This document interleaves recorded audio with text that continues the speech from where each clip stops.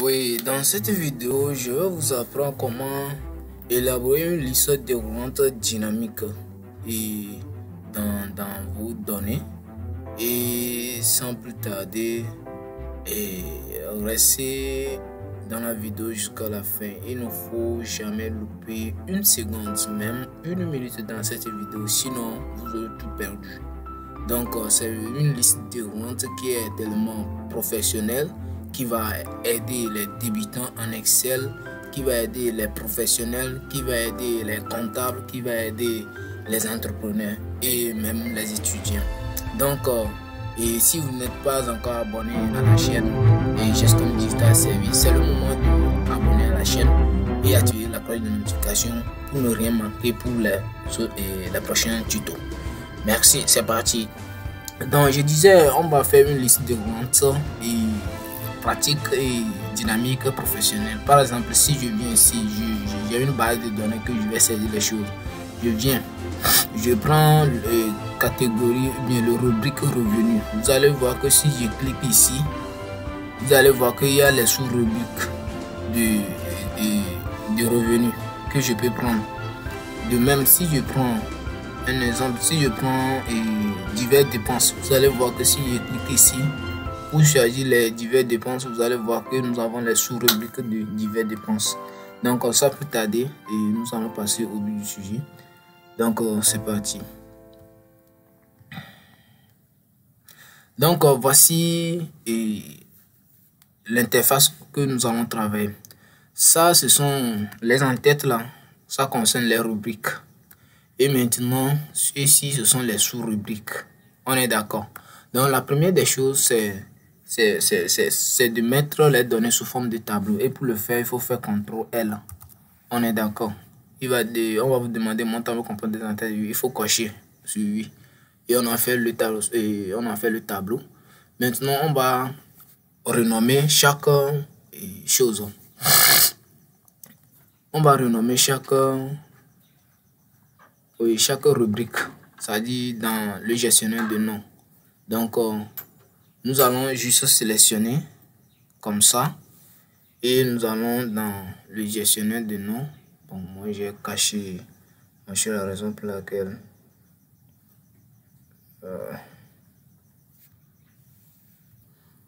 donc je disais on va renommer le tableau.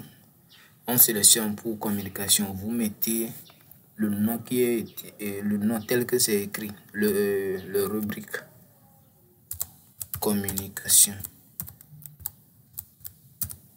et puis vous validez sur la touche entrée. On est d'accord. Vous faites de même pour énergie. Vous allez renommer les sous-rubriques. Vous allez les sélectionner. Énergie, vous appuyez sur entrée. Vous voyez diverses dépenses comme on l'a écrit, non? Vous sélectionnez, vous venez ici et puis vous validez sur entrée. Donc pour moi, pour ne pas saisir mal, moi je copie le rubrique et je vais venir coller ici. J'appuie sur entrée. Je fais de même pour le revenu. Et puis je vais appuyer sur entrée. On est d'accord. Maintenant, supposons que dans votre base de données, c'est votre base de données de saisissant. Donc moi je viens au niveau de rubrique. Premièrement, vous allez dans données, validation des données. Vous allez prendre au niveau de autoriser, vous prenez liste. Au niveau des sources, vous venez vous sélectionnez. Vous sélectionnez les rubriques. On est d'accord. Et puis vous cliquez sur OK.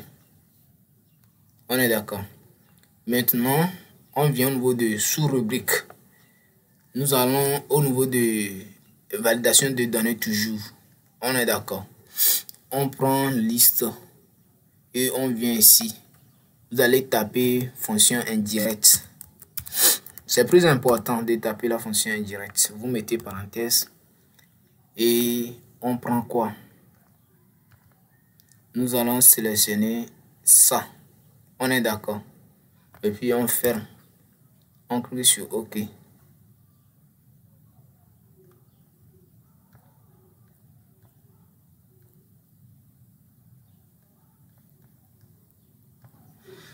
Donc, si vous mettez la fonction indirecte, vous allez sélectionner ici. On est d'accord. Vous allez sélectionner choses. Vous allez prendre la cellule C21, la partie revenu là. Vous allez cliquer sur ça et vous allez figer les choses.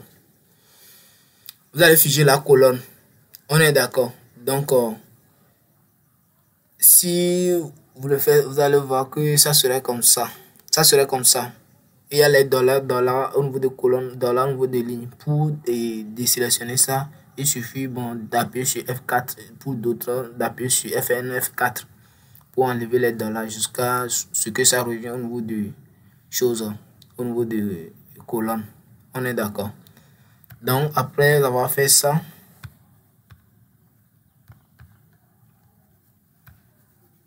on appuie sur OK. Et puis, le tout est joué.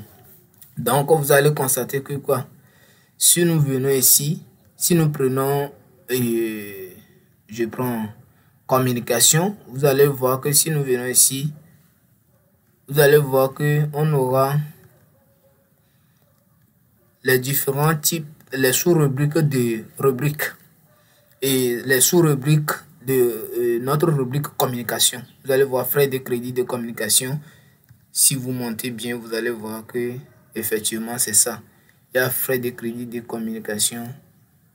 C'est où? C'est ça, communication.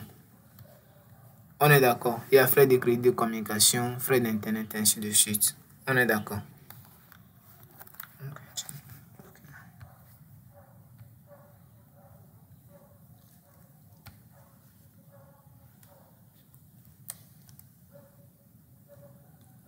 Donc, c'est de la même façon que ça marche pour les autres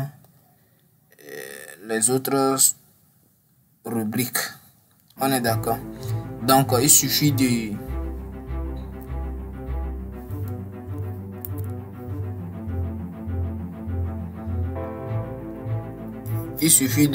faire quoi?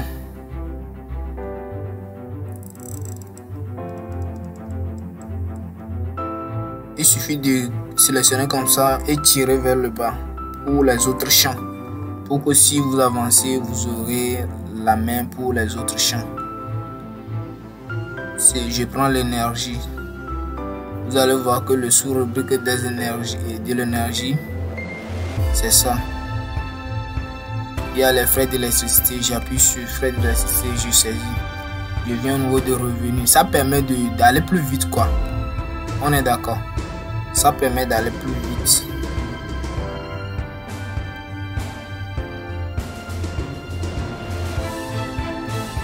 Donc voici la fin de la vidéo.